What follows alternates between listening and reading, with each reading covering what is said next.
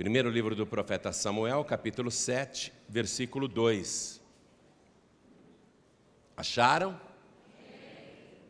Está escrito o seguinte: e sucedeu que, desde aquele dia, a arca ficou em Quiriate-Jearim, e tantos dias se passaram, que chegaram até 20 anos, e lamentava toda a casa de Israel após o Senhor. Amém? Vou ler de novo só a parte B deste versículo. E tantos dias se passaram, que chegaram até 20 anos, e lamentava toda a casa de Israel após o Senhor. Amém? Vou ler mais uma vez, e cada pessoa que está comigo aqui na sede da Paz e Vida, em São Paulo, Brasil, repete em seguida. Vamos lá. E tantos dias, bem alto, e tantos dias se passaram, que chegaram até 20 anos, 20 anos, 20 anos, e lamentava toda a casa de Israel após o Senhor. Amém? 20 anos de lamentação por uma situação deprimente, desgastante, humilhante, miserável, que não mudava nunca e não tinha perspectiva de mudança, e o povo só tinha uma saída, um recurso, um escape: lamentar. E é assim que muita gente está vivendo nos dias de hoje no nosso país e no mundo. Uma situação que dura há anos, sem perspectiva de mudanças, e a vida da pessoa é uma eterna lamentação. Mas se você ouvir esta palavra, se você crer nesta palavra, e se você colocá-la em prática, este teu tempo de lamentação vai acabar hoje. A partir de hoje a tua vida vai mudar. Quem crê nesta palavra, levante a sua mão. Você crê que Israel viveu uma situação humilhante, o povo de Deus naquela época viveu uma situação tão triste, que a vida deles era só lamentar?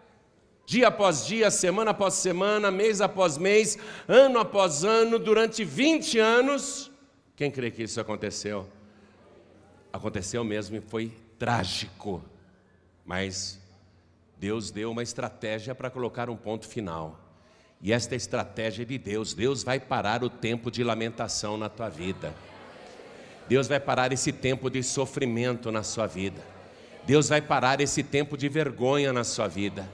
Deus disse que Ele vai parar o tempo. Ele vai parar com esse tempo de sofrimento, esse tempo de doença, esse tempo de derrota, esse tempo de miséria. Deus vai parar com esse tempo que faz só você lamentar. E Ele vai inaugurar um novo tempo na tua vida. Vai ser só um tempo de glorificar a Deus, de bendizer o nome do Senhor.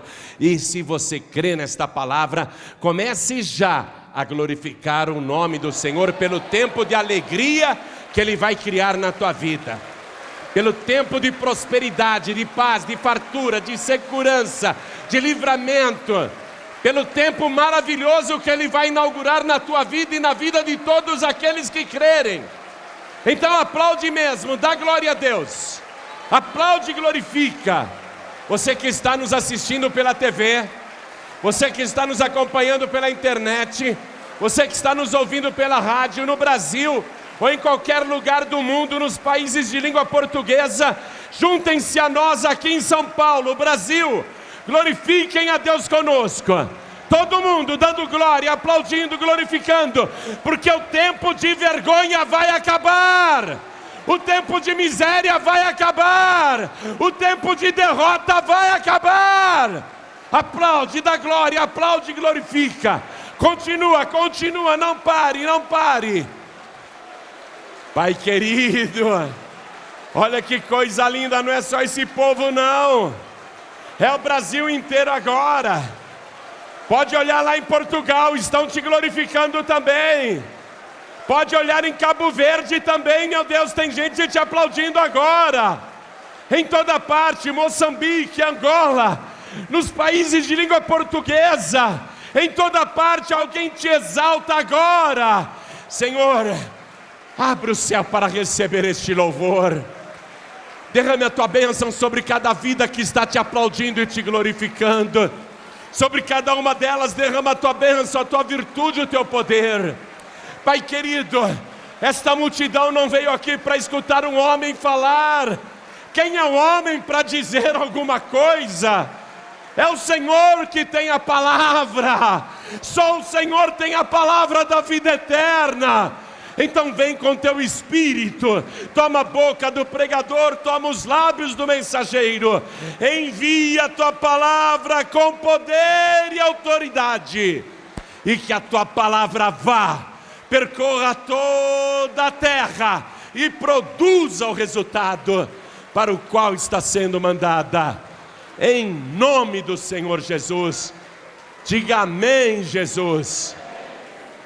Eu não sei se sou só eu, se você também está sentindo o que eu estou sentindo, mas eu tenho certeza absoluta que o Senhor está presente neste lugar, e que o Espírito de Deus está sobre a tua vida, e toda palavra vai ser confirmada hoje. Você está sentindo isso que eu estou sentindo também? Quem está sentindo a presença do Senhor no nosso meio? O nosso Senhor não falha. Ele disse: onde estiverem 2 ou 3 reunidos em meu nome, aí estou eu presente no meio deles. Aplaude mais ainda o Senhor, porque Ele está no nosso meio. Oh glória, bendito seja o teu nome, Senhor. Oh glória. Quem tiver lugar pode sentar. No tempo do profeta Samuel, a situação era essa que eu li no começo da mensagem para você. O povo estava há 20 anos vivendo em lamentação após o Senhor. E Samuel era, naquela época, o homem que entendia as razões de Deus, que sabia por que o povo estava há anos e anos vivendo aquela situação humilhante, miserável, de sofrimento, de miséria. Então Samuel, que conhecia a palavra desde criança, porque ele cresceu no templo, Samuel começa a pregar para o povo, começa a mostrar para o povo por que eles estão vivendo aquela situação. Aqui no capítulo 7 de Samuel, nós não sabemos todo o conteúdo da pregação de Samuel, sabemos apenas parte. Mas Samuel começa a pregar o arrependimento para o povo, porque o povo diz coisas do tipo: a gente planta, e quando vai colher, aparecem os filisteus e eles que colhem. A gente trabalhou para o ímpio. A gente cria o gado da cria, ovelhas, vacas, bois. Mas aí, na hora que a gente pensa que vai poder se alimentar da carne e da lã dos nossos animais e utilizar o couro para fazer inclusive sandálias, aparecem os filisteus e usufruem do esforço que nós fizemos com toda a pecuária. Samuel trabalha, que vida miserável. A gente trabalha, constrói uma casa, constrói com sacrifício, quebrando pedra, colocando argamassa, sonhando em morar um dia naquela casa com a esposa, com os filhos. Aí os filisteus aparecem e tomam a nossa propriedade, invadem a nossa casa. Samuel, a gente não aguenta mais essa situação. Há casos entre nós de homens apaixonados por mulheres de Israel, que queriam se casar com elas, mas elas foram levadas pelos filisteus, que as desposaram. Nossos filhos, que a gente cria com tanto amor, querendo um futuro grande para os filhos, para que eles sejam pessoas de bem, para que eles sejam prósperos, para que sejam empreendedores, para que sejam bem-sucedidos na vida. Os nossos filhos são sequestrados, são levados pelos filisteus para servi-los como escravos, como empregados de quinta categoria. Nós não suportamos mais isso. Todo o dinheiro que a gente ganha, os filisteus aparecem e levam embora, a gente está trabalhando para eles, já tem 20 anos essa situação, a gente não aguenta mais esse sofrimento. E aí o povo ia lamentando. E o resumo era esse, que todo esforço, todo fruto era sempre tomado pelos filisteus. Samuel deve ter aberto a lei de Moisés para eles, e Samuel deve ter dito aos homens e mulheres. Vamos ler a palavra. Na época de Samuel, a Bíblia não era numerada, era rolo, não é? Mas agora você tem a palavra de Deus numerada. Eu quero que você vá no livro de Deuteronômio, capítulo 28. Samuel deve ter lido isso aqui para eles, porque aqui está a explicação desta situação. Deuteronômio, capítulo 28, versículo 30. Eu vou ler alguns versículos apenas, porque o texto é muito extenso, mas eu quero ler para você entender a situação que muitos aqui estão vivendo também. Eu tenho certeza que enquanto eu estava falando a situação da época de Samuel, muita gente aqui pensando assim, comigo acontece exatamente isso e não é de hoje. Olha só, vou ler a partir do versículo 30 para a gente dar uma resumida. Palavra de Deus dizendo: desposar-te-ás com uma mulher, porém outro dormirá com ela.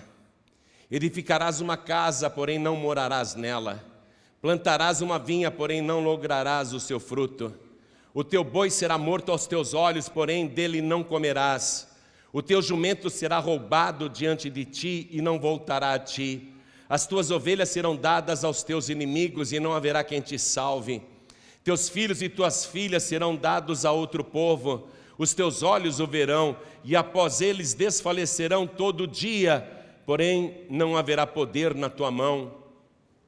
Às vezes o pai e a mãe vê o filho, a filha sendo levados pelo traficante e não tem poder para reverter a situação, para impedir que o filho continue naquela situação. Às vezes o pai e a mãe vê o filho e a filha dominados pelo crack, pela droga, gostaria de ajudar, se esforça por ajudar, mas não há poder na mão. Vai escutando, versículo 33.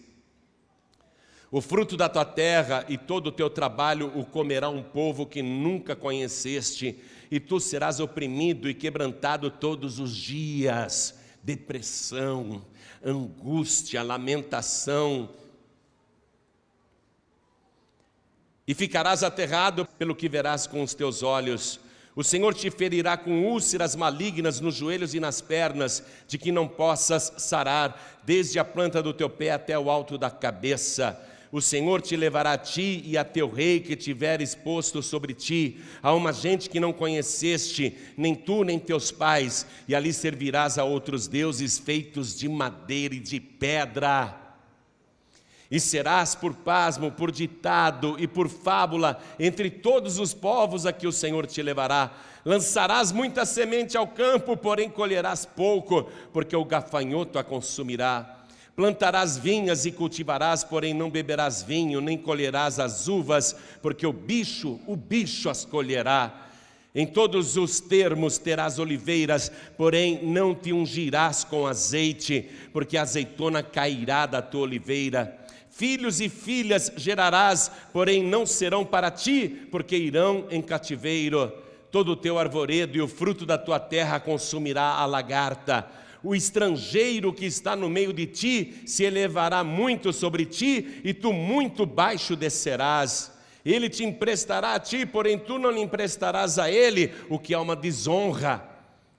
A palavra está dizendo: o estrangeiro, o ímpio, emprestará a ti. Você está na mão do agiota, você está na mão de banco, você está na mão de cambistas, de factoring. Olha a palavra falando: ele te emprestará a ti, mas é claro que com juros exorbitantes. Porém tu não lhe emprestarás a ele, ele será por cabeça e tu serás por cauda. Versículo 47. Porquanto não haverás servido ao Senhor teu Deus com alegria e bondade de coração, pela abundância de tudo. Está começando a surgir a razão destas situações que só levam a pessoa à lamentação. Porquanto não haverás servido ao Senhor teu Deus com alegria e bondade de coração, pela abundância de tudo. Assim servirás aos teus inimigos. Você não quer servir a Deus? Servirá aos teus inimigos, que o Senhor enviará contra ti, com fome e com sede, com nudez e com falta de tudo, e sobre o teu pescoço porá um jugo de ferro, até que te tenha destruído. Versículo 52. E te angustiará em todas as tuas portas, até que venham a cair os teus altos e fortes muros em que confiavas em toda a tua terra, e te angustiará até em todas as tuas portas, em toda a tua terra que tem dado o Senhor teu Deus. Versículo 66. E a tua vida como suspensa estará diante de ti, e estremecerás de noite e de dia, e não crerás na tua própria vida. A pessoa perde a fé nela mesma, e tu não crerás na tua própria vida. Versículo 67, pela manhã dirás, quem me dera ver a noite, e à tarde dirás, quem me dera ver amanhã. A pessoa acha que sempre em outro momento ela vai melhorar, porque no momento atual ela está sofrendo e ela acha que amanhã vai ser melhor, amanhã amanhece e não é melhor, aí ela pensa, a noite vai melhorar, e à noite ela tem angústia, tristeza e não crê na própria vida. Isso pelo pasmo de teu coração com que pasmará, e pelo que verás com os teus olhos, e o Senhor te fará voltar ao Egito em navios, pelo caminho de que te tenho dito, nunca jamais o verás, e ali sereis vendidos por servos e por servas aos vossos inimigos, mas não haverá quem vos compre. A pessoa procura emprego, se humilha, se sujeita, rebaixa o salário, se propõe até a trabalhar de graça como estagiário, mas não haverá quem te compre. Olha o que a palavra está dizendo, mas não haverá quem vos compre. Eu resumi para você. Em casa você procure ler esse capítulo 28 inteirinho. Procure ler. Esta era a situação do povo na época de Samuel. Samuel sabia que a razão pela qual o povo estava sofrendo deste jeito é porque não servia a Deus. O povo acreditava em crendices, imagens, ídolos e superstições, feitiçarias, magia negra. O povo não congregava, não ia para a casa do Senhor, não buscava a Deus, o povo não tinha arrependimento. Então Samuel, com sabedoria, vai pregar tudo isso para o povo. E eu quero que você volte comigo no primeiro livro de Samuel, capítulo 7. Vamos ler a partir do versículo 3. Samuel pregando para o povo. Então falou Samuel a toda a casa de Israel, dizendo: se com todo o vosso coração vos converterdes ao Senhor, tirai dentre vós os ídolos estranhos e os astarotes, que eram imagens femininas, e preparai o vosso coração ao Senhor, e servi a Ele só, e vos livrará da mão dos filisteus. Pregação de Samuel: façam isso. Se convertam com todo o coração ao Senhor, tirem os ídolos do vosso meio, as imagens, preparem o coração e sirvam só ao Senhor. Não é questão só de crer no Senhor, servir a Deus, se tornar servo de Deus, e Ele vos livrará da mão dos filisteus. Ele vai acabar com essa situação. Versículo 4, então os filhos de Israel tiraram dentre si os Baalins, que eram miniaturas das imagens de Baal, e os astarotes, que eram imagens femininas, e serviram só ao Senhor. Aí Samuel disse: ok, vocês se converteram, mas olha aqui, ó, versículo 5: congregai todo Israel em Mispa, e orarei por vós ao Senhor. Quer dizer que depois de se converter, tem que ficar na presença de Deus, tem que congregar. Está compreendendo isso? Aí o povo ouviu tudo isso e resolveu congregar. Já que nós vamos congregar, vamos fazer o que Samuel mandou. Vamos espatifar essas imagens de Baal. Vamos espatifar estas imagens da deusa Astarote que nós temos em casa. Vamos limpar nossas casas dessas imagens, desses ídolos. E os lugares aonde nós fazíamos procissões em favor dessas imagens, vamos derrubar tudo aquilo. E o povo então, unido, entrou em ação. Só que a notícia chegou lá, nas 5 cidades dos maiorais dos filisteus. Ah, é? Enquanto eles estavam servindo aos nossos deuses pagãos, eles estavam em nossas mãos. Mas se a gente não interromper esse processo, então a coisa se inverterá contra nós. Vamos atacar! E olha o que diz aqui a palavra, versículo 7. Ouvindo, pois, os filisteus que os filhos de Israel estavam congregados em Mispa, subiram os maiorais dos filisteus contra Israel, o que ouvindo os filhos de Israel, temeram por causa dos filisteus. Os filisteus estavam há anos aterrorizando Israel. Era a causa da miséria, era a causa da vergonha, era a causa do sofrimento, era a causa da dor, era a causa da lamentação. Então o povo de Israel, quando viu que os filisteus contra-atacaram, eles temeram, correram para Samuel: por favor, Samuel, não cesses de clamar ao Senhor nosso Deus por nós, para que nos livre das mãos dos filisteus. E Samuel, ao invés de clamar, ele fez uma coisa que agora eu vou te revelar no profundo da palavra. Samuel, cujo nome significa ouvido por Deus, um homem que era ouvido por Deus desde criança, um homem que ouvia a Deus falar que nem você está me ouvindo aqui, um homem que falava com Deus e Deus respondia, um nome que diz tudo, Samuel, ouvido por Deus. Todo mundo sabia que Samuel era ouvido por Deus. Por favor, Samuel, você que é ouvido por Deus, não cesses de clamar ao Senhor nosso Deus por nós, para que nos livre das mãos dos filisteus. Olha eles lá, Samuel, estão vindo em grande quantidade, os 5 maiorais com seus exércitos. Eram 5 príncipes filisteus, eram reinados independentes, mas unidos ao mesmo tempo. O povo ficou apavorado. Samuel faz o seguinte, acompanhe comigo. Versículo 9. Então tomou Samuel um cordeiro que ainda mamava e sacrificou-o inteiro em holocausto ao Senhor. E clamou Samuel ao Senhor por Israel, e o Senhor lhe deu ouvidos.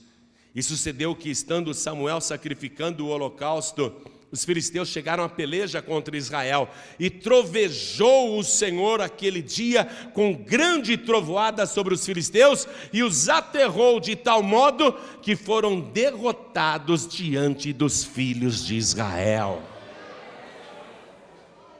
Uma derrota que aconteceu por uma coisa que Samuel fez ao invés de orar, porque ele já estava orando há 20 anos.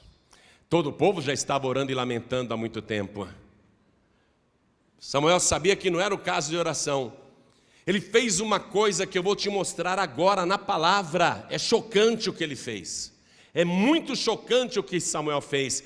Pegue a caneta e passe um traço onde a palavra deu o detalhe que ele pegou um cordeiro que ainda mamava.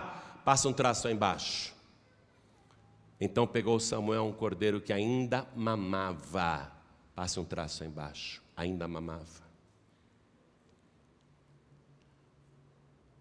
Por que esse detalhe? O cordeiro que ainda mamava. Ele podia pegar qualquer cordeiro. A palavra poderia dizer simplesmente: Samuel sacrificou um cordeiro para Deus, e Deus trovejou e aterrou os filisteus. Mas a palavra faz questão de dar esse pormenor.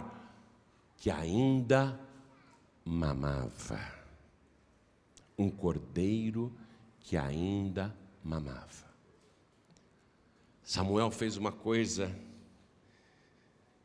que foi trágica para Deus.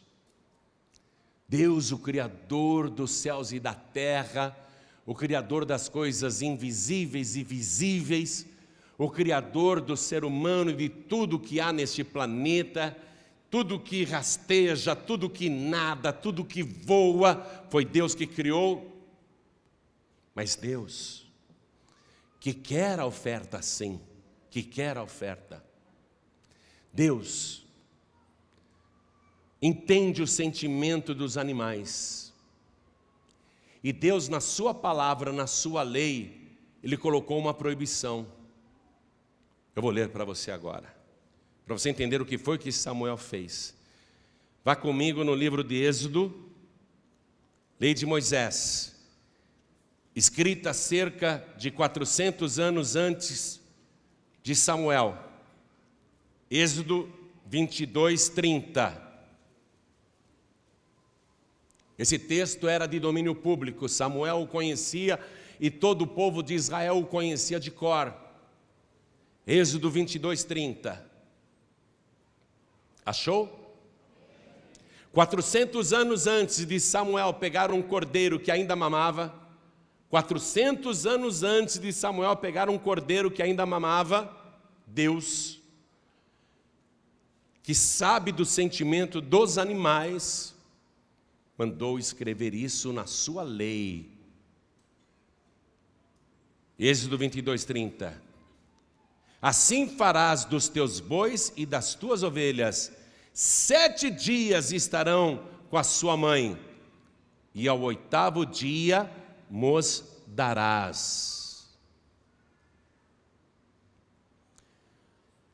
Fosse um bezerro nascido de uma vaca, fosse um cordeirinho nascido de uma ovelha, fosse o animal que fosse, ele pertence ao Senhor por ser primícia, mas Deus falou assim, é meu, mas não me dê antes de 7 dias. Vai me dar como oferta só no 8º dia, para ele desmamar. Porque Deus respeitava o bezerrinho ou o cordeirinho nascido, tinha que ficar debaixo da sua mãe 7 dias. Não podia ser dado como oferta antes. Não podia. E Deus aqui está falando de oferta mesmo, de primícias. Vê o versículo 29. As tuas primícias e os teus licores não retardarás, o primogênito de teus filhos me darás. Mas mesmo sendo o primogênito, a primícia dos animais, Deus dizia, antes de me dar a primícia dos animais, deixe o animalzinho 7 dias debaixo da sua mãe, isto é, mamando, deixa ele mamando. Confirmação disso no livro de Levítico, capítulo 22, vá até lá por favor, versículo 26, para você entender o que Samuel fez. Falou mais o Senhor a Moisés dizendo, eu vou repetir, você não prestou atenção, quem foi que disse isso para Moisés? Falou mais o Senhor a Moisés dizendo, quem foi que falou isso para Moisés? Preste atenção, olha Deus parando o tempo dele, para tratar de coisas importantes, mas ao mesmo tempo respeitar o sentimento dos animaizinhos, da mãe e do filhote. Falou mais o Senhor a Moisés dizendo, quando nascer o boi, ou cordeiro, ou cabra, 7 dias estará debaixo de sua mãe, mamando, não pode tirar. 7 dias estará debaixo da sua mãe, mamando. Depois, desde o dia 8º em diante, será aceito por oferta queimada ao Senhor. Será aceito por oferta queimada ao Senhor. O que Samuel fez? Ele pegou um cordeiro que ainda mamava, não podia. Mas o que Samuel pretendia com esta ação? Chocar Deus, chamar a atenção de Deus, porque qualquer outro cordeiro que Samuel tivesse apresentado em sacrifício e holocausto a Deus, e isto é oferta queimada, depois de sacrificar um animalzinho, colocava-se fogo nele para que ele fosse consumido, e a fumaça subindo ao céu representava o holocausto dado a Deus, tudo para Deus, 100% consagrado a Deus, ninguém podia aproveitar nada. Samuel, se ele tivesse dado qualquer cordeiro para Deus, ele não teria chocado Deus. Preste atenção nisso que eu vou repetir, porque muita gente pensa que pode dar para Deus qualquer cordeiro, qualquer coisa. Samuel sabia que naquele momento não era o caso de oração, e ele tinha que chocar Deus, numa preocupação que Deus por 2 vezes mandou escrever na sua palavra, falando diretamente com Moisés. Moisés, quando uma ovelha der cria, o cordeirinho vai ficar debaixo da mãe 7 dias, não tirarás dali não. Do 8º dia em diante poderá ser oferecido como oferta queimada, como sacrifício e holocausto. Antes não. Samuel, ele pega aquele cordeiro que ainda mamava, ele tirou o cordeirinho debaixo da mãe. Você está compreendendo isso? Quando ele tirou aquele cordeirinho debaixo da mãe, o cordeirinho ficou desesperado, porque o que ele queria era mamar. O instinto colocado por Deus. É que nem um bebezinho que nasce, ele não enxerga nada, mas ele vai direto no peito da mãe, né? A cachorrinha da cria, um monte de filhotinhos, os filhotinhos nascem, não conseguem nem andar, parecem uns ratinhos pelados, o olhinho tudo fechado, mas eles vão direto no peito da mãe, no bico da teta, não é? É uma coisa que Deus colocou. O cordeirinho saiu dali e ele começou a emitir sons desesperados. Sons desesperados, porque não era um cordeiro qualquer. Não era um cordeiro qualquer. Era o quê? Um cordeiro que ainda mamava. Um cordeiro para mexer com o sentimento de Deus. O cordeirinho não queria sair dali. E a mãe, por sua vez, ficou alucinada, desesperada. A ovelha ficava balindo o tempo todo, desesperada. Porque ela também tem um instinto protetor e provedor para aquele filhote que acabou de nascer, que ela ama como se fosse a sua própria vida. É o sentimento que Deus colocou dentro de qualquer animal. Outro dia eu estava assistindo aquele canal NetGeo, uma bactéria dentro do mar, e eu acompanhando a vida submarina, que interessante. Aí o locutor disse assim: essa bactéria é uma mãe extremosa, veja só, ela vai dar agora a luz. Aí nasceu lá uma bactériazinha, estou falando bactéria, não sei se era esse termo, né? Mas saiu, sei lá, daquela criatura marinha toda estranha, que não tinha nem olho, nem cara, não tinha nada.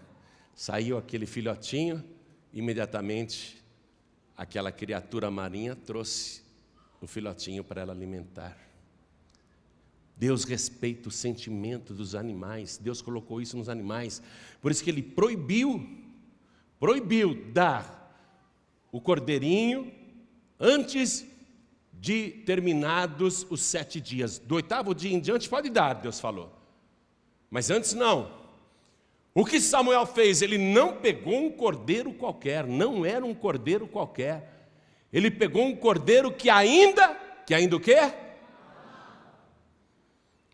A mãe ficou alucinada quando viu aquele animalzinho sendo retirado, ela começou a balir muito, desesperada. Por quê? Tanto a que gerou o filhote, como o filhote gerado, não queriam se separar. Em outras palavras, se você perguntasse para a ovelha mãe: a senhora quer sacrificar o seu filhotinho para Deus, hein? Não é para qualquer um, não. Não é para o Samuel, é para Deus. Se você pudesse perguntar para a ovelha: dona ovelha, a senhora estaria disposta a sacrificar esse filhotinho que ainda mama, sacrificar para Deus, o Criador dos céus e da terra, o possuidor de tudo. Sabe o que a ovelha, se pudesse responder, o que ela responderia? Não. E se você perguntasse para o filhotinho que ainda mamava: filhotinho, você acabou de nascer, foi o Criador que te fez. Você quer ser sacrificado, não para qualquer pessoa, mas para Deus, para Deus.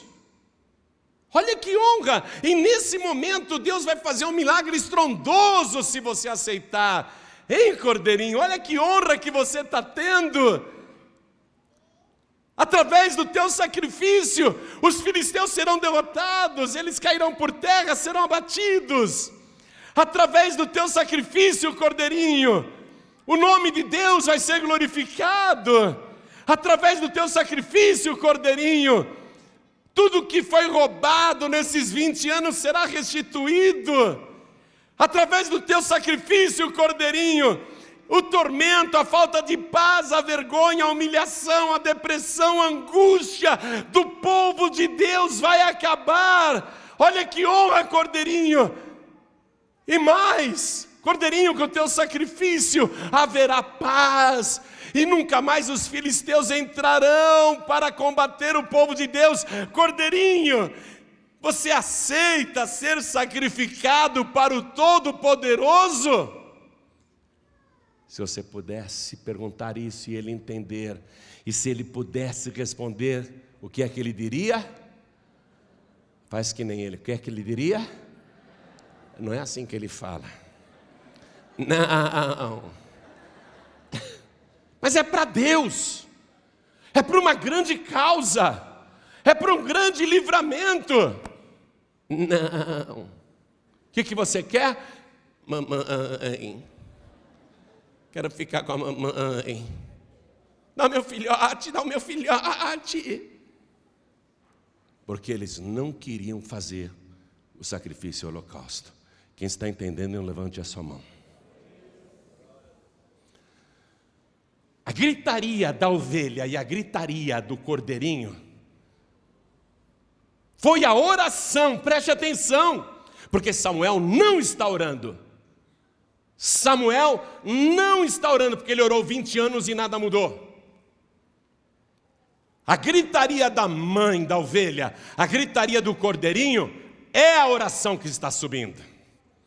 Porque o sacrifício fala, o sacrifício clama diante de Deus. Foi um clamor. Deus disse: estou ouvindo um som que eu nunca ouvi na terra. O som de um cordeirinho que vai ser sacrificado para mim, mas é um cordeirinho que nunca foi sacrificado antes. É um cordeirinho que ainda mama. E quem está fazendo isso? Samuel. O meu servo Samuel. E por que o meu servo Samuel está fazendo isso? Por causa dos filisteus, que estão há 20 anos humilhando, roubando, saqueando, atrapalhando, destruindo, infernizando, empobrecendo, levando tristeza, doença, depressão, destruindo famílias, separando lares. É para isso que ele está fazendo. Deus disse: eu nunca recebi um sacrifício como esse. Deus disse: eu nunca recebi um sacrifício como esse, porque desde que eu dei a minha lei através de Moisés, tem 400 anos que não há em Israel um sacrifício como este. Eu nunca recebi um sacrifício igual a este. O sacrifício tem que ser algo que chame a atenção de Deus. O holocausto tem que chamar a atenção de Deus, e é isso que Samuel está fazendo. Aí Samuel pega aquele cordeirinho, coloca no altar, e ele está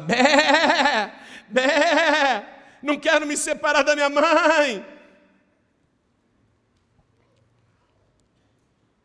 Pensa que não parte o coração de Samuel? Você acha que Samuel está fazendo isso e não está nem ligando? Tem gente ruim que maltrata os animais e não está nem aí, mas não é o caso de Samuel. Samuel está de coração arrebentado, despedaçado em cacos, partido, mas ele sabe que ele tem que fazer um sacrifício que ele nunca fez antes, que não é o caso de orar, é um holocausto que nunca foi feito antes para Deus, para mexer com Deus, para trazer Deus à terra. E aí ele sacrifica aquele cordeirinho que ainda mamava, e quando aquele cordeirinho teve o seu sangue derramado, diz a palavra que Deus trovejou. Mas sabe como é que eu entendo isso? O trovão o que era? Porque não tinha nuvem no céu. Era Deus dizendo: não!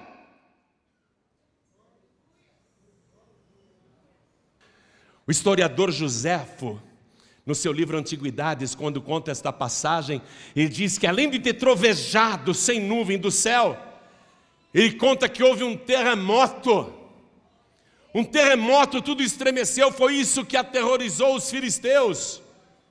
E os filisteus caíram por terra, ficaram imobilizados, enfraquecidos, aterrorizados. Deus agiu naquela hora. A palavra está falando poderosamente com você. Este nosso Deus respeita o sentimento humano, o sentimento até dos animais. Deus sabe quando uma pessoa está sofrendo para fazer um sacrifício, para dar um holocausto, para colocar aquilo no altar. Deus sabe, isso estremece Deus, e quando Deus se estremece, Ele age. Os filisteus foram derrotados, eu li a palavra para você, e mais, olha aqui, eu resumi, mas eu quero ler para você. Versículo 10. E sucedeu que, estando Samuel sacrificando o holocausto, os filisteus chegaram à peleja. O inimigo chegou na hora do holocausto.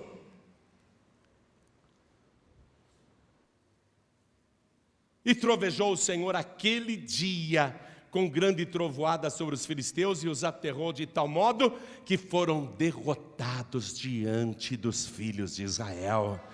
E os homens de Israel saíram de Mispa e perseguiram os filisteus e os feriram até abaixo de Bet-car. É isso que está escrito aí na tua Bíblia, Bet-car? Circule a palavra car. Sabe o que quer dizer car?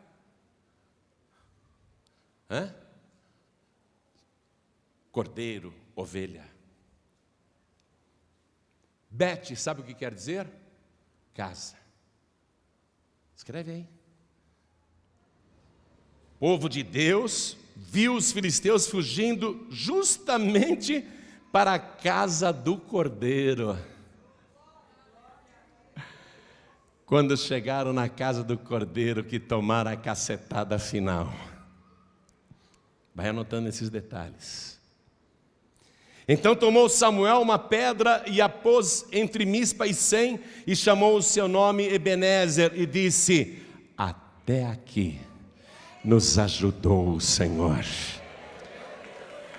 Assim foram os filisteus abatidos, e nunca mais vieram aos termos de Israel, porquanto foi a mão do Senhor contra os filisteus todos os dias de Samuel. E as cidades que os filisteus tinham tomado a Israel foram restituídas a Israel, desde Ecrom até Gate, que eram as cidades dos príncipes filisteus. Desde Ecrom até Gate. E até os seus termos Israel arrebatou da mão dos filisteus, e houve paz entre Israel e os amorreus. Agora preste atenção. Preste atenção, porque nós vamos nos aprofundar na revelação da palavra. Tirar um cordeirinho que ainda mama debaixo da sua mãe é tirá-lo antes do tempo. Concorda comigo, sim ou não? Qual era o tempo que Deus tinha dado? 7 dias. Tirar antes de 7 dias terminados significava tirar antes do tempo. Então agora eu quero que você seja transportado ainda no Antigo Testamento para o livro do profeta Isaías, no capítulo 53. Livro do profeta Isaías, capítulo 53. Eu vou ler a partir do versículo 7. E aí eu já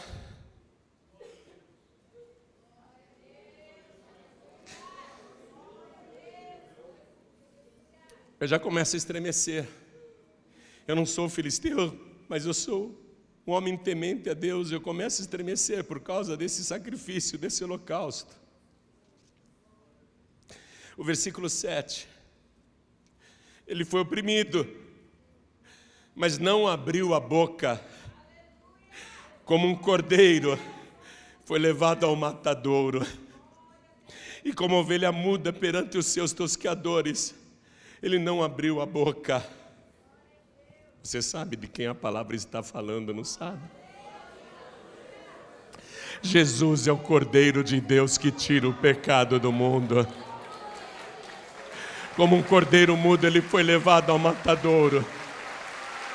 Ele não abriu a boca, ele deixou fazerem tudo o que queriam com ele. Aí diz a palavra, versículo 8: da opressão e do juízo foi tirado, e quem contará o tempo da sua vida?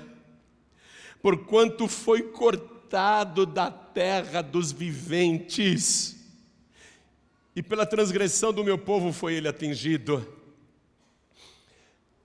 Ele foi cortado da terra dos viventes. Você sabe com quantos anos Jesus Cristo morreu? Quem aqui sabe?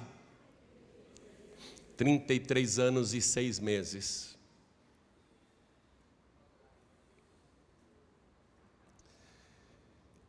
Salmo de número 90, versículo 10 diz assim: a duração da nossa vida é de 70 anos, mas se alguns pela sua robustez chega a 80, o mais destes anos é só canseiro e enfado. O tempo da nossa vida é de 70 anos,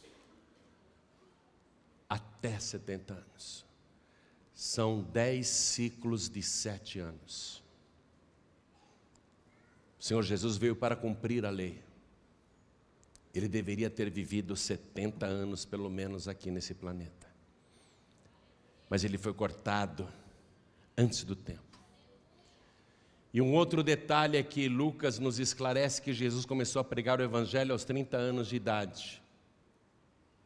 Ele tinha 30 anos quando começou a pregar. Você sabe quantos anos Jesus Cristo pregou aqui na terra? 3 anos e 6 meses, 3 anos e meio. O livro do profeta Daniel, capítulo 9, versículo 27, fala da semana de anos. O que é uma semana de anos? Uma semana de anos são 7 anos. Lá fala que na metade da semana de anos, aos 3 anos e 6 meses, o anticristo romperá o acordo e aí começará então a grande tribulação. Eu não sei o dia que Jesus Cristo vai voltar, mas eu sei que vai ser em algum dia, nos últimos 3 anos e meio da tribulação agora. Jesus Cristo vai voltar. Na metade da semana de Daniel, na segunda metade. Em algum dia da segunda metade. Por quê? Porque ele deveria ter cumprido 7 anos de ministério aqui na terra. Uma semana de anos, mas ele foi cortado da terra dos viventes. Pela transgressão do meu povo foi ele atingido. Como um cordeiro mudo, ele foi levado ao matadouro e ele não abriu a sua boca. Jesus foi sacrificado. Jesus, o Cordeiro de Deus que tira o pecado do mundo. Jesus Cristo não queria ser o Cordeiro. E o Pai também não queria sacrificar o Filho em holocausto. Quero que você acredite nisso que você está ouvindo. Tanto que Jesus Cristo, já sabendo que esse era o plano, e ele diz: a minha alma está cheia de tristeza até a morte, estou cheio de angústia, mas que direi eu? Para isto eu vim a esse mundo. Jesus, o Cordeiro, tirado antes do fim da semana, 7 anos, tirado antes do tempo, cortado na metade da sua vida, da sua semana de vida, dos seus 10 ciclos de 7 anos, cortado antes do tempo, ferido pela transgressão do meu povo. Ele foi orar no Getsemane. Pai, era o Cordeiro clamando: se possível, passe de mim este cálice sem que eu beba, mas não seja feita a minha vontade, mas a tua. Era o Cordeiro clamando. Era o Cordeiro dizendo: não quero, tem outro jeito. Ele orou 3 vezes, era o Cordeiro balindo. Foi um balido tão alto que chegou no céu. Deus estremeceu, trovejou, mas ele não podia. Deus não queria, mas ele não podia mudar a história, o plano já estava profetizado. 700 anos antes de Cristo, o profeta Isaías já tinha escrito, inspirado pelo Espírito de Deus, e o Espírito de Deus não mente. Deus não mente, Deus não é homem para que minta. Ele falou e ele vai cumprir, mas ele não quer. Deus também está sofrendo, Deus está estremecendo. Ele manda um anjo na terra, lá no Jardim das Oliveiras, lá no Getsemane. O anjo chega, Jesus está lá, o Cordeiro balindo, Pai, e suando gotas de sangue que escorriam até o chão.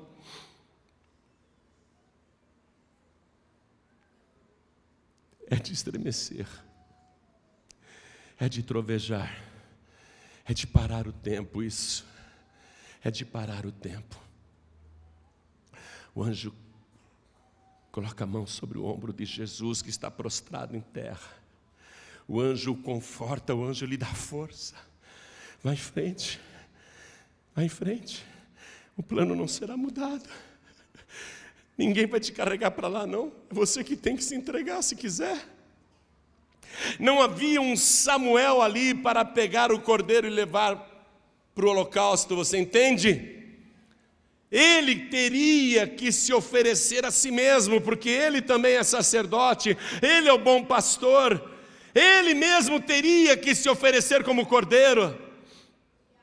Então, depois de receber aquele conforto do anjo que Deus enviou, Jesus Cristo se levanta com o rosto banhado de sangue. Seu suor escorreu por toda a roupa. Ele estava tinto de vermelho. O cordeiro já estava sendo oferecido em sacrifício. E ele foi e fez o que estava determinado. Passou por toda a tortura, sofrimento, e diz a palavra que depois de ficar das 9 horas da manhã até as 3 da tarde pendurado no madeiro ali no Monte Calvário, ele olhou para o céu e ele disse: Pai, está consumado.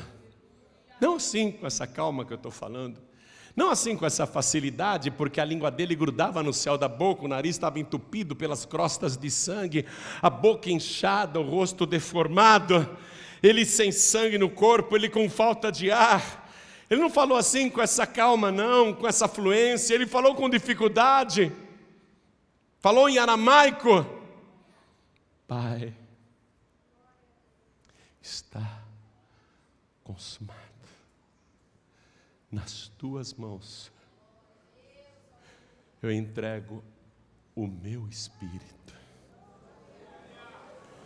Até então era um sacrifício cruento que escorria sangue. Deus não deixava tirar o cordeirinho que mamava da mãe, porque aquilo era cruel, era uma crueldade, era um sacrifício cruento. Jesus, ele foi tirado do Pai. Aquilo foi um sacrifício cruel. Ele já não tinha sangue no corpo, o sacrifício já estava no seu corpo. Ele já tinha dado o corpo, ele já deu a vida que está no sangue, e agora só falta consumar o sacrifício e fazê-lo virar um holocausto. Por isso que ele entrega o Espírito, e todos nós somos corpo, alma e Espírito, todos nós somos trindade. O corpo ele deu na cruz, a alma, diz a palavra que a vida da carne está no sangue, a alma é o nosso sangue, a nossa vida está no sangue. Ele deu ali o seu sangue, a sua alma, a sua vida. Agora falta o Espírito. Ele não retém absolutamente nada. Ele se ofereceu em sacrifício inteiro, em holocausto ao Todo-Poderoso. E quando ele disse isso, ele inclinou a cabeça. E o que aconteceu? Deus trovejou das alturas e aconteceu um grande terremoto. É como se Deus estivesse gritando: não!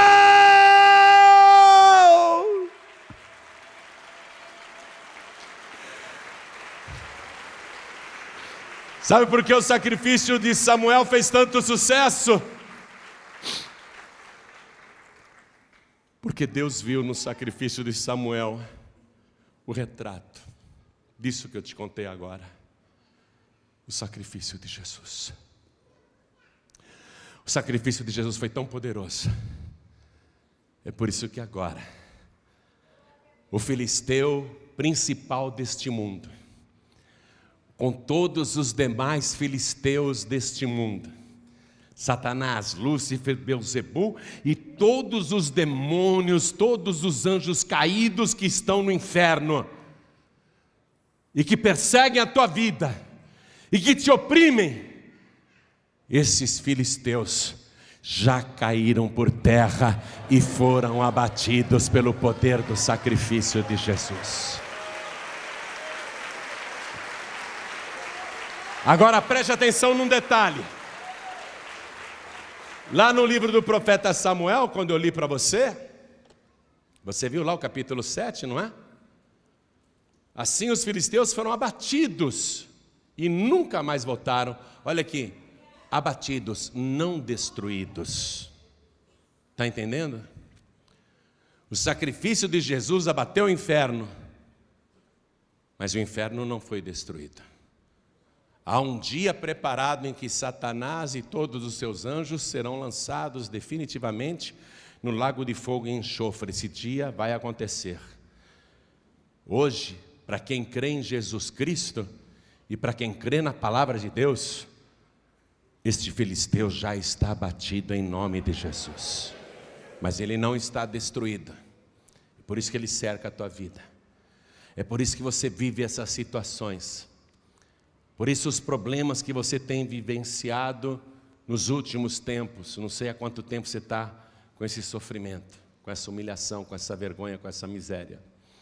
Mas você tem que fazer uma coisa, como fez Samuel. Você tem que fazer uma coisa que Deus olhe assim e identifique no que você está fazendo o sacrifício de Jesus. E o sacrifício não só de Jesus, mas o sacrifício do próprio Pai. Deus, Ele age. Você tem poder e autoridade no nome de Jesus, pelo sacrifício de Jesus.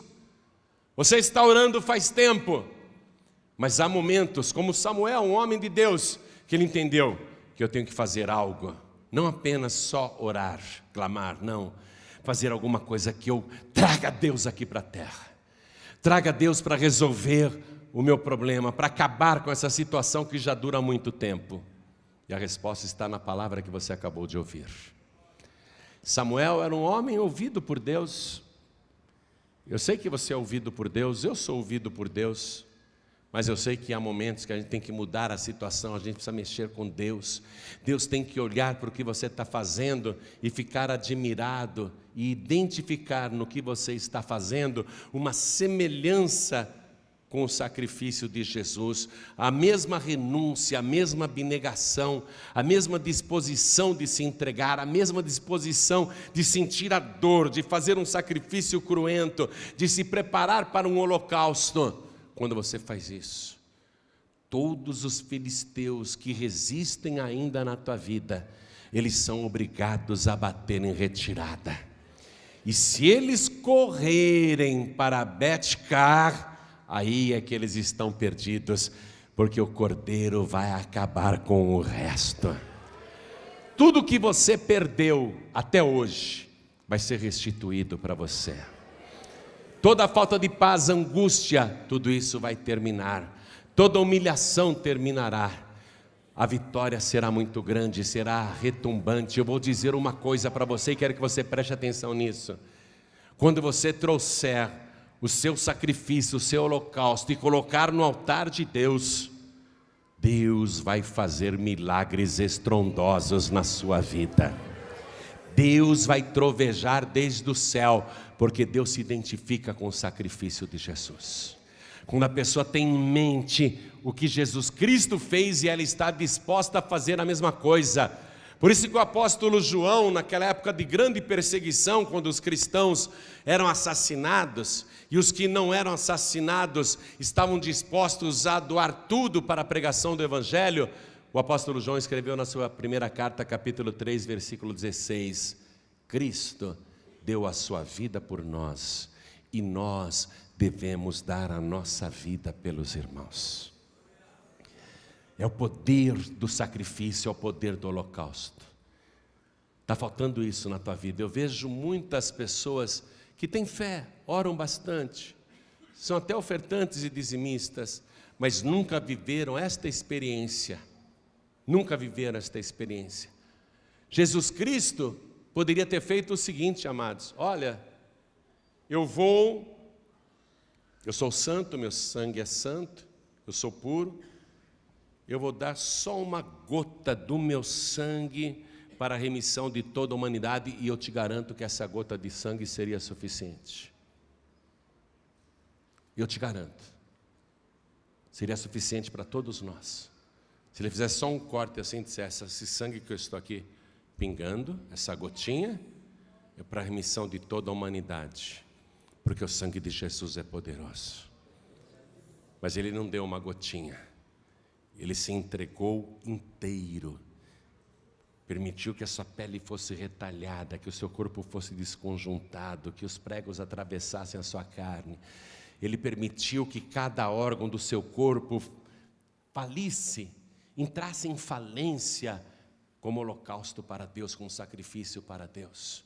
Ele deu todo o seu sangue, esvaziou-se completamente e por fim rendeu o Espírito, até aquilo que era imaterial, que não podia ser visto por ninguém, mas ele também rendeu para Deus como holocausto. Quando você vive esta experiência e Deus identifica uma semelhança, então você pode se preparar que milagres estrondosos irão acontecer na sua vida. Tudo aquilo que está retido e que você perdeu vai ser restituído. Tudo que te foi roubado será devolvido. Nunca mais o teu esforço, o teu sacrifício será em vão. Você não vai trabalhar feito um animal de carga para que o teu dinheiro seja consumido pelos laboratórios, para que seja consumido pelo ladrão, para que seja consumido pelo devorador. Quando você viver esta experiência, Deus diz: a tua vida no campo não te será estéril, teu trabalho não será em vão. Quando você viver esta experiência, você vai poder falar assim: estou me mudando finalmente para a minha casa própria, que durante mais de 20 anos eu pensei em comprar, mas agora eu tenho a minha casa própria. Os filhos que estavam perdidos, você vai ter o privilégio de vê-los novamente na tua presença, e mais do que isso, na presença de Deus, congregando na casa do Senhor. Você não vai mais ficar dando o teu suor e o teu sangue para que o ímpio se aproveite, mas é você que vai usufruir do fruto do seu trabalho, do fruto do seu sacrifício. Deus vai fazer milagres estrondosos, não vou nem dizer exagerado, eu digo estrondosos, porque Deus trovejou sobre os filisteus, foi um estrondo muito grande. Deus vai realizar milagres estrondosos na tua vida. Toda a igreja se coloque de pé, por favor. O que foi que Samuel pregou para o povo? O arrependimento, amados. Vocês não estão servindo a Deus. Vocês falam que são povo de Deus, mas vocês não servem a Deus, vocês estão fora da palavra de Deus. Primeiro, se vos converterdes ao Senhor vosso Deus com todo o vosso coração. Gente, se converter ao Senhor com todo o vosso coração é a única coisa que Ele requer de você e de mim. É a única coisa que Ele requer. Amarás, pois, ao Senhor teu Deus com todo o teu coração, com toda a tua alma, com todo o teu entendimento e com todas as tuas forças. É a única coisa que Ele quer. Quando você se converte ao Senhor com todo o coração, você não fica com reservas. Ah, não, isso daí não. Quando você se converte a Deus com todo o coração, não existe reservas na sua vida. Você não serve a Deus em partes ou pela metade, é com todo o coração. Se com todo o vosso coração vos converterdes ao Senhor, tirai dentre vós os ídolos estranhos e os astarotes e preparai o vosso coração ao Senhor e servi a Ele só, e vos livrará da mão dos filisteus. Então os filhos de Israel tiraram dentre si os Balaíns, astarotes e serviram só ao Senhor. Disse mais Samuel: congregai todo Israel, todo o povo de Deus. A carta aos Gálatas, capítulo 3, versículo 29, diz assim: e se sois de Cristo, então sois descendência de Abraão e herdeiros conforme a promessa. Você se torna filho de Deus. Você começa a fazer parte do povo de Deus. Mas olha a condicional: se sois de Cristo. Só de Cristo. Não de Cristo e de Maria, ainda que eu ame muito a Maria, mas eu não rezo para Maria, eu não faço orações para Maria, eu não acendo vela para Maria. Aliás, eu não acendo vela nem para Jesus Cristo, porque seria ridículo acender uma vela para a luz do mundo. Seria ridículo acender uma vela para Ele que é a luz do mundo. Servir a Ele só, com todo o teu coração, não tem para ninguém. Podemos admirar pessoas santas que viveram no passado, podemos, claro, foram exemplos de vida, mas orar, rezar para essas pessoas mortas, ainda que estejam no paraíso de Deus, de jeito nenhum. Eu não vou orar para alguém que está no paraíso de Deus, se Jesus Cristo disse: eis que estou convosco todos os dias, até a consumação dos séculos. Eu vou orar para aquele que está vivo e está no meio de nós. É só esse que eu vou servir. É só Ele. Com todo o meu coração. Não tem para ninguém não. Não tem para ninguém. Não tem para ninguém. Ninguém ocupa o meu coração mais do que Jesus Cristo. Nem trabalho, nem esposa, nem filhos, nem família, nem amigos, nem dinheiro, nem posses, nem ouro, nem prata, ninguém. Ninguém. Aceito tudo o que Ele quiser fazer comigo. Se hoje Ele quiser me jogar no pó da terra, eu vou glorificar o nome dEle. Aceito plenamente, porque eu sou dEle. Ele pode fazer comigo o que Ele quiser. Só que quanto mais você o ama, quanto mais você congrega na presença dEle, quanto mais Ele te vê na presença dEle, mais Ele te abençoa, mais vida abundante você tem, mais você prospera, mais tudo dá certo, mais o filisteu cai por terra, mais o diabo fica debaixo dos teus pés, mais a doença vai embora, o vício vai embora, e mais você vê o resultado de andar e servir a Ele só.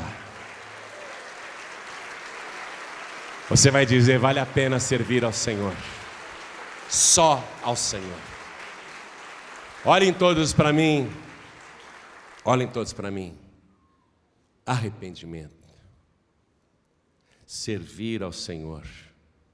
Preparar o coração. E amá-lo com todo o coração. Se converter a Ele com todo o coração e congregar. São decisões que você tem de tomar para que aqueles males que já estão durando há anos e anos na tua vida e que a palavra profetizou que assim seria, para que eles sejam dissipados, para que o mal fuja da tua vida, para que você seja vitorioso em tudo que faz, para que as portas estejam permanentemente abertas. Os filisteus foram abatidos, mas não destruídos. E diz a palavra que abatidos eles nunca mais entraram na casa do povo de Deus em Israel. O diabo não está destruído ainda, o filisteu desse século. o filisteu deste mundo. Não está destruído ainda, mas ele tem que ser abatido na tua vida. E ele é abatido, se você andar na presença de Deus e crer na palavra do Senhor, nunca mais o mal vai entrar na tua casa. Nunca mais o diabo entrará na tua família. Nunca mais você vai viver esse estado de angústia. De noite você não vê a hora de amanhecer, e quando amanhece você diz: não tenho vontade nem de sair da cama, não tenho vontade de viver. Isso é vida? Você não acredita nem mais na tua própria vida? Deus falou que isso iria acontecer. Você acha que nasceu para sofrer? Você acha que você é um azarado? Você acha que você está pagando algum karma? Você fica arrumando desculpa para o teu sofrimento, quando na verdade só está faltando esta palavra em ação na tua vida, para que você viva milagres estrondosos da parte de Deus. Só está faltando isso.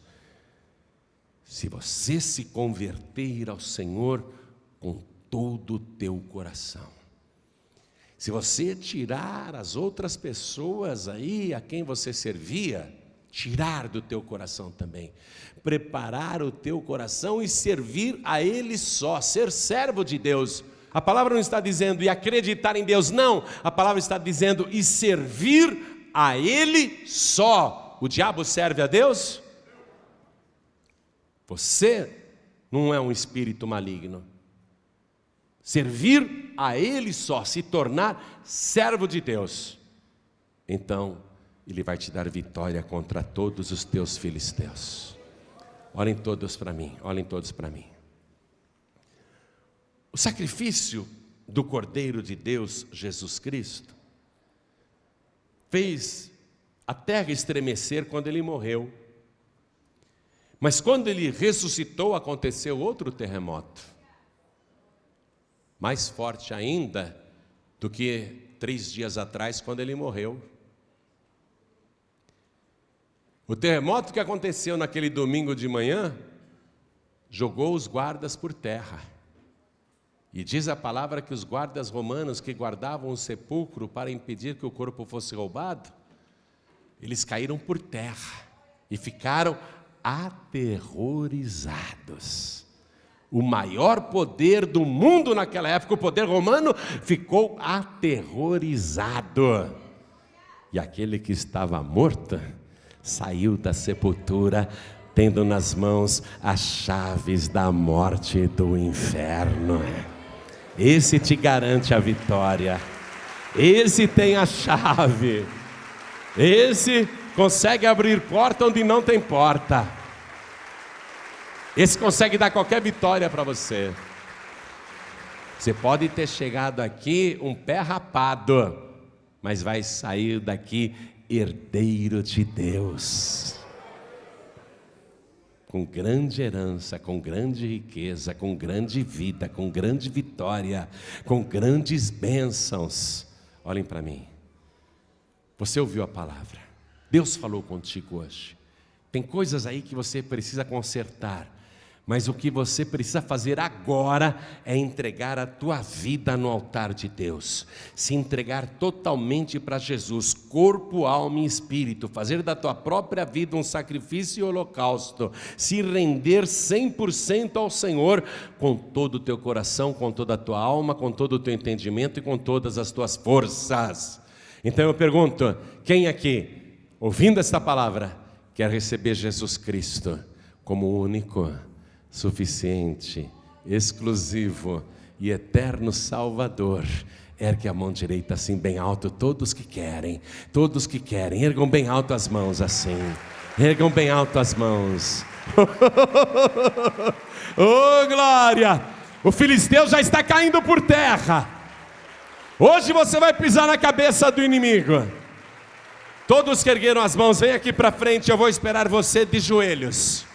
Eu vou ficar aqui ajoelhado, esperando por você. Todos que ergueram as mãos, peçam licença para a multidão e venham aqui para frente em nome de Jesus. Oh glória, vem para cá, vem para cá. Glória a Deus, estou feliz por você. Como, hermano, que hablas? Depois de quase 20 anos, estou voltando agora para casa. Você é de que país? Não, sou daqui mesmo. Você é brasileiro, eu pensei que você era boliviano. Ah, o pai é boliviano. Ah, então não estou todo errado. Fica aqui, irmão, que nós vamos juntos. Fica aqui que nós vamos juntos. Ó, quero chamar aqui na frente os filhos pródigos. Quero chamar as pessoas que hoje não estão congregando em igreja nenhuma, mas já conhecem a palavra, são batizados. Ô filho pródigo, você está naquela situação, hein? Deuteronômio capítulo 28, versículo 30. Você percebeu? Não é assim que a tua vida está? Só prejuízo, só derrota, só esforço em vão, só lamentação, só tristeza, só vergonha. Vem aqui para frente, filho pródigo. Você não vai comer as bolotas dos porcos, não.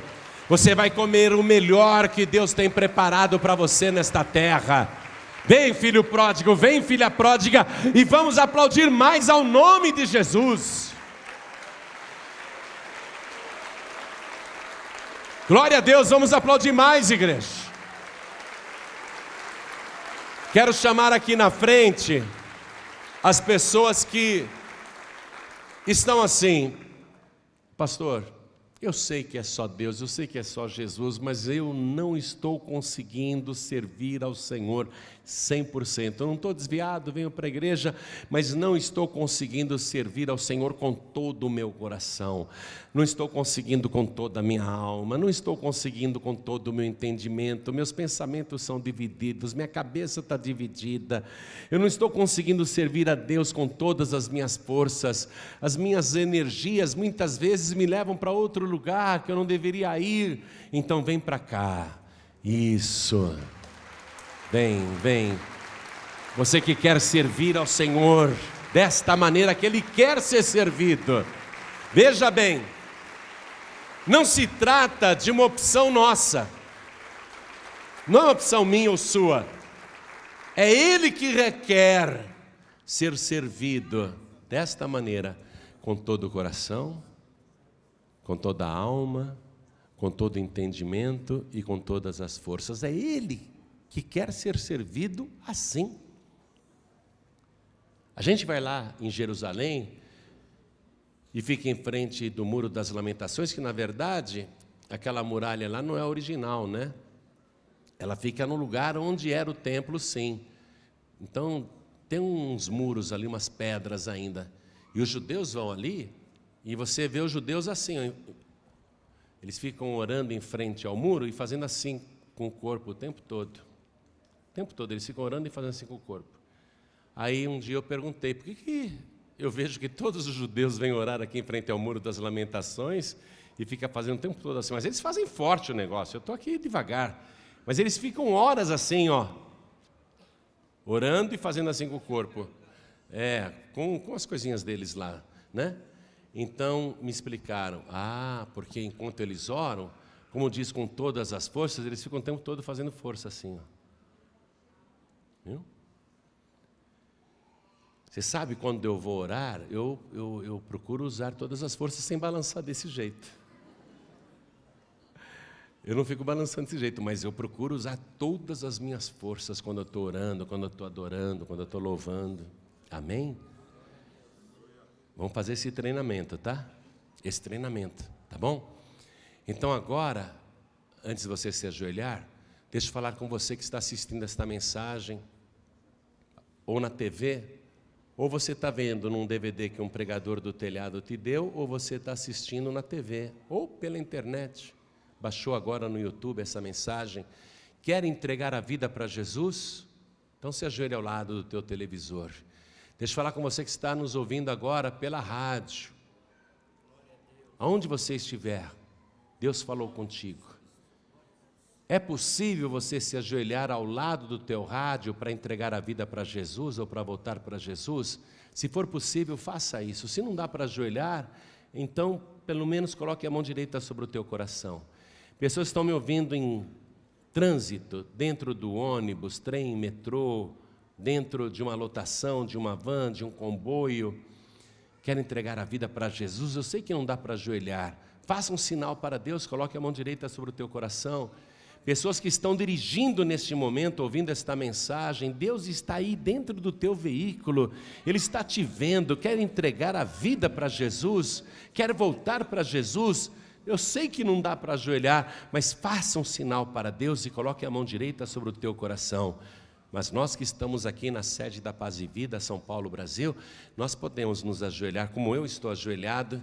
A igreja fique de pé e você que veio para frente, se ajoelhe, por favor. Coloque a mão direita sobre o teu coração.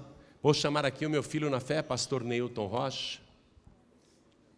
Você que está com a mão direita sobre o teu coração, ore assim comigo. Meu Deus e meu Pai, eu ouvi a tua santa palavra e eu descobri qual é a causa do meu sofrimento e dos meus males. E descobri também como acabar com esta situação, como passar a ter vida, e vida de verdade, vida vitoriosa, vida abundante, vida poderosa, com milagres estrondosos.